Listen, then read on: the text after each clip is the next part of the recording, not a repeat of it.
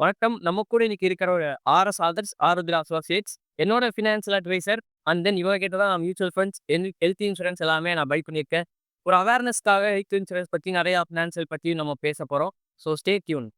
வணக்கம் authors. Hi bro. இன்னைக்கு hospital போனாலே ரொம்ப பயமா இருக்கு. எந்த ஒரு நோயா இருந்தாலும் சரி, அங்க போய் படுத்திருக்கிற செலவு அதெல்லாம் பார்க்கும்போது ரொம்ப மலைப்பா இருக்கு. அது மட்டும் இல்லாம என்னோட சர்ஜரிக்கு அப்புறம் தான் அந்த ஃபினான்ஷியல் லிட்ரஸி ஒரு ஹெல்த் இன்சூரன்ஸ் போடணும் அப்படிங்கிற ஒரு தாட் இருந்தது. எங்க அப்பா போய் கோல்டா மார்ட்கேஜ் பண்ணி தான் அந்த ஃபினான்ஷியல் பில்லே ஹாஸ்பிட்டல் பில்லே நாங்க பே பண்ணோம். அப்படி இருக்கும்போது ஹெல்த் இன்சூரன்ஸ்னா என்னன்னு நெறைய பேத்துக்கு தெரியவே மாட்டேங்குது. ஸோ ஹெல்த் இன்சூரன்ஸ்னா என்ன ஆதர்ஸ்? இப்போ இன்சூரன்ஸ்ங்கிறது ஒரே கான்செப்ட் தான். நம்ம ஒரு ஆபத்துல இருக்கப்போ, அந்த நிறுவனம் வந்து நம்மளுக்கு பணம் குடுத்து, அந்த ஆபத்துல வந்து ஃபினான்ஷியலா ஹெல்ப் பண்றது தான் இன்சூரன்ஸ்ங்கிற கான்செப்ட்டே. அதுல பார்த்தீங்கன்னா, இப்ப நம்ம எல்லாருக்கும் வந்து டூ வீலர் இன்சூரன்ஸ் வந்து எல்லாருக்குமே அவேர்னஸ் இருக்கு. ஆனா யாருக்குமே ஹெல்த் இன்சூரன்ஸ் மெடிக்ளைம்ங்கிறதுக்கு வந்து அவேர்னஸ் இல்ல. அது என்னன்னா, நம்ம இப்போ ஒரு ஹாஸ்பிட்டலைசேஷன் ஆகுறோம் அப்படின்னா, நம்மளுக்கு அந்த ஹாஸ்பிட்டலுக்கு உண்டான எக்ஸ்பென்ஸ், அதுக்கு முன்னாடி ப்ரீ ஹாஸ்பிட்டலைசேஷன், போஸ்ட் ஹாஸ்பிட்டலைசேஷன், அந்த மெடிசின்ஸ் எல்லாமே வந்து இப்ப ஹெல்த் இன்சூரன்ஸ்ல கவர் பண்ணிக்கலாம். இது வந்து ஒரு பேசிக்கா வந்து 90 டேஸ் குழந்தையிலிருந்து 99 இயர்ஸ் எல்டர்ஸ் படியுமே இத அவைல் பண்ணிக்கலாம். Super, super. இப்போ இந்த பர்ட்டிகுலரா ஏஜ் மட்டும் தான் இல்லன்னு சொன்னீங்க. இப்போ 60 இயர்ஸ் மேல இருக்கிறவங்க சில ஆஸ்துமா நோய், சுகர், டயபெட்டிஸ், ஹைப்பர் டென்ஷன்லாம் இருக்கு. அவங்களுக்கெல்லாம் அப்ளிகபிள் இல்லன்னு சொல்றாங்க. அது உண்மையா? அதாவது ஃபர்ஸ்ட் எல்லாம் பார்த்தீங்கன்னா, ஏபிசிடின்னு சொல்லுவோம். Asthma, BP, cholesterol, diabetes. இது வந்து ஸ்டார்ட்டிங்ல வந்து 4 years waiting period pre existing டிசீஸ்ன்னு சொல்லுவோம். இதுக்கெல்லாம் 4 இயர்ஸ் வெயிட்டிங் பீரியட் இருந்தது. அதாவது சுகர்னால ஆச்சு, இல்ல பிபினால ஆச்சு, ஆஸ்துமானால ஆச்சுன்னா, இப்ப அதுக்கெல்லாம் வந்து ஒரு பிரீமியம் லோடிங் வாங்கிட்டு 31 டேஸ்லேருந்து அத ஹெல்த் இன்சூரன்ஸ்ல கவர் பண்ணி கொண்டு வந்துடுறாங்க. இந்த ஏபிசிடிங்கிற 4 டிசீஸ் மட்டும். இத வந்து நம்ம ஹெல்த் இன்சூரன்ஸ்ல இப்போ நெறைய கம்பெனிஸ் எக்யூப் பண்ணி கொண்டு வந்துட்டு இருக்காங்க.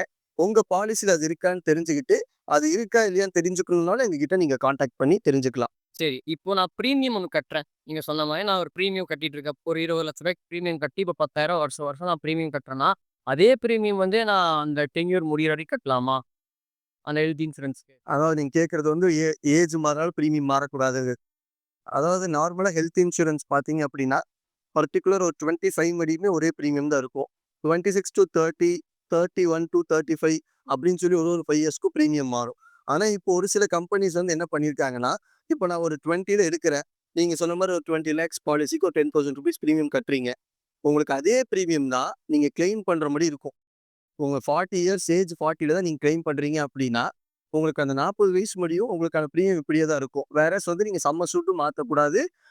உங்க ஃபேமிலில அடிஷன் பண்ணியிருக்கக்கூடாது. இப்ப நீங்க நாளைக்கு உங்க ஸ்பௌஸ் அடிஷன் பண்றீங்கன்னா, அப்ப இருக்கிற பிரீமியம் அதுக்கப்புறம் அப்ளை ஆகும். அதே மாரி நீங்க சம்மர் சூட் மாத்துறீங்கன்னா, அப்ப இருக்கிற பிரீமியம் அதுக்கப்புறம் அப்ளை ஆகும். அந்த மாரி ஆப்ஷன் வந்து நம்மளுக்கு இருக்கு. அதனால வந்து ஏஜ் மாறுனா பிரீமியம் மாறுது அப்படிங்கிற ஒரு ஃபெயிண்ட் ஆகாம, நம்ம வந்து அப்படி கூடி பண்ணிக்கலாம். ஓகே. பிரசவமா இருக்கிறவங்க அப்படின்னா, கவர்மெண்ட்ல தர மாரி 1 பிரசவம், 2 பிரசவம் அப்படிதான் வந்து அவங்களுக்கு வந்து இன்சூரன்ஸ் வந்து கிளைம் பண்ண முடியுமா? இல்ல எத்தன எத்தன பிரசவத்துக்கு வேணா நம்ம பண்ணிக்கலாம் அப்படி ஏதாவது இருக்கா? அதான் மெட்டர்னிட்டி இன்சூரன்ஸ்ங்கிறது பார்த்தோம்னா, எல்லாருமே இன்சூரன்ஸ்ல இருக்கும்னு நெனச்சுக்கிறாங்க. அது வந்து இன்பில்ட்டா இருக்காது. ஏன்னா மெட்டர்னிட்டிங்கிறது ஒரு பிளான்டு ஈவென்ட் அது. அதுக்கு வந்து நம்ம மெட்டர்னிட்டி பாலிசிங்கிறது செலக்டட் கம்பெனிஸ்ல தராங்க. அந்த பாலிசி நம்ம அவைல் பண்ணியிருந்தோம் தான் மெட்டர்னிட்டி குடுக்க முடியும். அதுவும் வந்து ஒரு ஒரு கம்பெனிக்கு ஒரு ஒரு ஆப்ஷன் இருக்கு. ஃபர்ஸ்ட் 2 சைல்டு குடுப்பாங்க. அதுக்கப்புறம் 3 சைல்டு அந்த மாரி கண்டிஷன்ஸ் இருக்கு. அது வந்து இன் கேஸ் டூ கேஸ்ல தான் நம்ம அத டிசைட் பண்ண முடியும். நம்ம பிளாங்க்கா சொல்ல முடியாது. ஆனா மெட்டர்னிட்டி இன்சூரன்ஸ் வந்து அவைல் பண்ணிக்கலாம். 1 இயர்லேருந்தே வெயிட்டிங் பீரியட் இருக்கு. 9 மந்த்ஸ் வெயிட்டிங் பீரியட்லேருந்து இருக்கு. ஆனா என்னன்னா, எடுக்கிறப்ப நீங்க கன்சீவா இருக்கக்கூடாது. அதுதான் வந்து ஒரு கன்சீவா இருக்கப்ப எடுத்தோம்னா, அது ஒர்க் அவுட் ஆகாது. பாலிசி குடுத்துருவாங்க. ஆனா 9 மந்த்ஸ் வெயிட்டிங் பீரியடுங்கிறப்போ, அது உங்களுக்கு எடுத்து அது பெனிஃபிட் இல்லாம இருக்கும். அதனால மெட்டர்னிட்டிங்கிறது வந்து ஒரு ஜாதகம் எடுக்கிறப்பயோ, இல்ல வந்துட்டு காலேஜ் ஃபைனல் இயர்லயோ அந்த மாரி எடுத்துக்கிட்டா கொஞ்சம் பெஸ்ட்டா இருக்குங்க. சரிங்க. அது சூப்பர். இப்போ நான் காலேஜ் ஸ்டூடண்ட் தான். ஒரு பார்ட் டைமா வேலைக்கு போறேன். வீட்ல வந்து டெய்லி எனக்கு ரூ. 50 ரூ. 100 தான் செலவுக்கு தராங்க. அப்படி இருக்கும்போது நான் ஹெல்த் இன்சூரன்ஸ் வந்து பர்ச்சேஸ் பண்ண விடலாம். பிகாஸ் ஹெல்த் இன்சூரன்ஸ் ரேட் எல்லாம் பார்த்தீங்கன்னா ரூ. 7,000 8,000ங்கிறாங்க. அப்போ இருக்கும்போது எனக்கு எப்படி கன்ஃப்யூசிவா இருக்கும்? அதாவது இப்போ ஒரு 7,000 8,000ங்கிறது பெர் இயர் தான் இது பிரீமியம். இது வந்து பெர் மந்த்துக்கு கிடையாது. இது வந்து நம்ம டிவைட் பண்ணி பார்த்தோம்னா, ஆவரேஜா வந்து ஒரு நாளைக்கு நம்ம ஒரு 2, 3 டீ சாப்பிடுற காசு தான். இனி அக்ரெசிவா நம்ம பார்த்தோம்னா, நம்ம மொபைல் நெட்வொர்க்கே பார்த்தீங்கன்னா, ஒரு ஃபேமிலிக்கு ரூ. 10,000க்கு மேல ரீசார்ஜ் பண்றாங்க. நம்ம இத வந்து இன்னும் எளிமையாக்கணுங்கிறதுக்கு வேண்டி, இதில இஎம்ஐ ஆப்ஷனா நம்ம கொண்டு வந்திருக்கோம். Monthly EMI, quarterly EMI, half yearly இஎம்ஐன்னு நம்ம எல்லாமே இஎம்ஐ ஆப்ஷன்ஸும் கொண்டு வந்திருக்கோம். இதுவும் வந்து அவங்களோட ஃபினான்ஷியல் ஹேபிட்ஸ பொறுத்து அவங்களோட சிபில் ஸ்கோர்ஸ் எல்லாம் நல்லா இருக்கு. பேங்கிங் ஹேபிட்ஸ் நல்லா இருக்குன்னா, நம்ம அந்த இஎம்ஐ ஆப்ஷனும் குடுக்குறோம். வேறஸ் அது நோ காஸ்ட் இஎம்ஐயாவும் குடுத்துடுறோம் நம்ம. இப்போ மொபைல் வாங்குற மாரி நோ காஸ்ட் இஎம்ஐ இன்சூரன்ஸ் போட்டுக்கலாம். கண்டிப்பா பண்ணிக்கலாம். இப்போ எனக்கு ஒரு டவுட் என்னன்னா, பிரீமியம் வந்து நான் வந்து பல்க்கா சம்டைம்ஸ் பே பண்றேன். இல்ல அப்படி ஒரு 2, 3 டென்யூருக்கு வந்து நான் சேர்த்து பே பண்ணிட்டேன்னா, எனக்கு ஏதாவது டிடக்ஷன்ஸ் இல்ல டிஸ்கவுண்ட்ஸ் ஏதாவது கிடைக்கிறதுக்கு ஆப்பர்ச்சுனிட்டி இருக்கா? அ அது வந்து எல்லா கம்பெனிலயுமே ஜெனரல் பிராக்டிஸ் என்னன்னா, இப்போ 1 இயர் பிரீமியம் கட்டுறப்போ ரூ. 10,000 அப்படின்னா, 2 இயர்ஸ்க்கு வந்து ரூ. 20,000. அப்ப 2 இயர்ஸ் பிரீமியம்ல என்ன பண்ணுவாங்க, 7.5% டிஸ்கவுண்ட் குடுப்பாங்க. ரூ. 20,000ல 7.5% டிஸ்கவுண்ட் வந்துரும். இதே நான் 3 இயர்ஸ்க்கு தனித்தனியா கட்டியிருந்தா ரூ. 30,000 கட்டியிருப்பேன். அப்போ நான் ஒட்டுக்கா கட்டுறப்ப 10% டிஸ்கவுண்ட் வரும். வேறஸ் வந்து ரூ. 27,000 கட்டினா போதும். ரூ. 3,000 வந்து உங்களுக்கு பெனிஃபிட் ஆயிரும். நீங்க லாங் டைமா எங்களுக்கு இன்வெஸ்ட் பண்றனால. இதுவே ஒரு சில கம்பெனி பெக்யூலரா அது எங்களுக்கு தெரிஞ்ச கம்பெனிஸ் எப்படின்னா, இப்ப ஏஜ் மாறுறப்ப இது நெறைய பேர் யூஸ் பண்ணுவாங்க. நான் 44ல இருக்கேன், இல்ல 45ல இருக்கேன். அடுத்து 46, 47க்கு வேற வேற பிரீமியம் வரும். அந்த ஏஜ் மாறுறதுனால. அப்போ ஒரு சில கம்பெனி எப்படி குடுக்குறாங்கன்னா, 45யோட பிரீமியமே இன்டூ 3 பண்ணி டிவைடட் பை 10% அதான் 10% டிஸ்கவுண்ட் குடுத்துடுறாங்க நம்மளுக்கு. கண்டிப்பா ஷியூரா டிஸ்கவுண்ட் இது இஎம்ஐ ஆப்ஷன்ல போனா நமக்கு டிஸ்கவுண்ட்ஸ் கிடைக்குமா? அடுத்த வாரம் ஒரு ஆர்டிக்கல் படிக்கும்போது, நீங்க ஹெல்த் இன்சூரன்ஸ் வந்து இஎம்ஐலே வாங்கிக்கலாம்னு சொன்னாங்க. பட் அதுல வந்து டிஸ்கவுண்ட்ஸ் இல்லாத மாரி நான் கேள்விப்பட்டேன். இஎம்ஐ ஆப்ஷன் போனோம்னா, நம்ம லாங் டெர்ம் ஓடுறதுக்கு டிஸ்கவுண்ட்ஸ் வராதுங்க.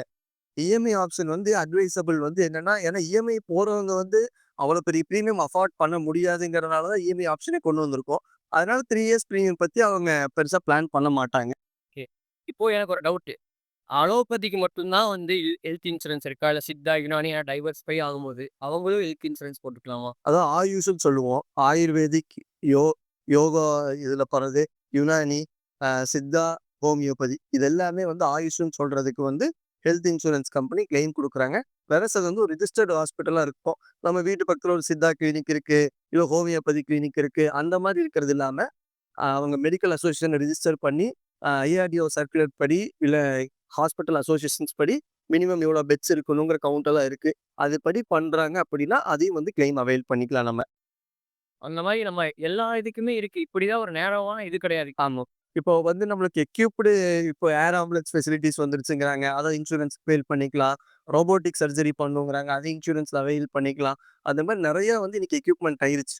நம்ம எல்லாருமே பண்ற ஒரு மிஸ்டேக் என்னன்னா, இப்போ ஒரு நம்ம அம்மா, அப்பா வந்து நம்ம கிட்ஸா இருக்கப்பயே பாலிசி எடுத்திருப்பாங்க. அப்ப அதையவே தான் இன்னைக்கு கன்டின்யூ பண்ணிட்டு இருப்போம். நம்ம இனிமே பார்த்தீங்கன்னா, நெறைய பேருக்கு சம்மர் சூட் 1,00,000 50,000 தான் வச்சிருப்பாங்க. அவங்கலாம் கொஞ்சம் அத செக் பண்ணி சம்மர் சூட்ட ரைஸ் பண்ணி வச்சுக்கிட்டாங்கன்னா தான், இன்னைக்கு இருக்கிற மெடிக்கல் இன்ஃப்ளேஷனுக்கு அவங்க அந்த ஹாஸ்பிட்டல் காஸ்ட்ட பிரேக் பண்ணிட்டு வர முடியும். இப்ப ஹாஸ்பிட்டல் போறதுனாலே பயமாவே இருக்கு. மாத்திரை செலவு, மருந்து செலவு. ரீசென்ட்டா மாத்திரை வாங்க போனா கூட, எனக்கு அந்த ரூ. 2,000 3,000 மருந்து வாங்குறாங்க. சாப்பிடுற மாரி ஆயிடுச்சு. அதுதான். ஸோ அந்த பெர்ஸ்பெக்டிவ்ல வந்து ஹெல்த் இன்சூரன்ஸ் இஸ் மஸ்ட்ங்கிறீங்க. Health insurance 100% must. இப்போ 2 வீலர் இன்சூரன்ஸ் நம்ம எப்படி போடுறோமோ, அந்த மாரி ஹெல்த் இன்சூரன்ஸ் போட்டுக்கணும். அதே மாரி நெறைய பேர் என்ன நெனச்சுக்கிறாங்கன்னா, நான் லைஃப் இன்சூரன்ஸ் வச்சிருக்கேன். எனக்கு இதுலயே கவர் ஆயிரும். நான் எல்ஐசி பாலிசி வச்சிருக்கேன். இதுலயே கவர் ஆயிடும்னு நெனைக்கிறாங்க. ஹெல்த் இன்சூரன்ஸ்ங்கிறது தனி. லைஃப் இன்சூரன்ஸ்ங்கிறது தனி. இதுல வந்து நம்மளுக்கு டெத்துக்கானது வந்து பர்சனல் ஆக்சிடென்ட்ல மட்டும் தான் கிடைக்கும். நேச்சுரல் டெத் பெனிஃபிட் எல்லாம் ஹெல்த் இன்சூரன்ஸ்ல கிடைக்காது. அதே மாரி எல்ஐசில நான் பாலிசி போட்டிருக்கேன், இல்ல டெர்ம் இன்சூரன்ஸ் போட்டிருக்கேன் அப்படின்னா எனக்கு மெடிக்ளைம் வருமானா? வராது. அது வந்து நம்மளோட லைஃப் ரிஸ்க்குக்காகவும் நேச்சுரல் பிளானட்ஸ் அந்த லைஃப் இன்சூரன்ஸ் பண்ணி சூப்பரா இந்த மாரி நெறையா வந்து ஆ எஜுகேஷனல் அரசு, ஃபினான்ஷியல் லிட்ரஸி எல்லாமே நம்ம பாட்காஸ்ட்ல வந்து தொடர்ந்து பார்க்க முடியும். ஆதர்ஸால் நெறைய பேர் நம்மகிட்ட பேசுறதுக்கு நெறைய பேர் இருக்காங்க. தேங்க் யூ ஆதர்ஸ். இது மட்டும் இல்லாம நெறைய நீங்க பண்றீங்கன்னு நான் கேள்விப்பட்டேன். அது நம்மளோட ப்ராடக்ட்ஸ் பார்த்தீங்கன்னா, இன்சூரன்ஸ்ல எல்லாமே நம்ம பண்றோம். நம்ம marine insurance, 2 wheeler, car, jewellery block insurance, health insurance, life insurance, group PA, group health இன்சூரன்ஸும் பண்றோம். பிளஸ் வந்து இதுக்கு முன்னாடி நம்ம மியூச்சுவல் ஃபண்ட்ஸ் பத்தி ஒரு சீரிஸ் பண்ணியிருந்தோம். அது எல்லாமே கூடி நம்ம பண்ணிட்டு இருக்கோம். ஒரு ஃபினான்ஷியல் நீட் கைடன்ஸ் வந்து நம்ம எம்பவர்மென்ட் பண்ணணும் அப்படிங்கிற ஒரு மோட்டிவ்ல தான் வந்து இந்த பிசினஸ் வந்து நம்ம டேக் ஓவர் பண்ணதே. ஒன்ஸ் அகைன் தேங்க் யூ ஆதர்ஸ். எனக்கு ஹெல்த் இன்சூரன்ஸ் பத்தி தெரியாம இருந்தா ரொம்ப நல்லா இருந்தது. Thank you bro.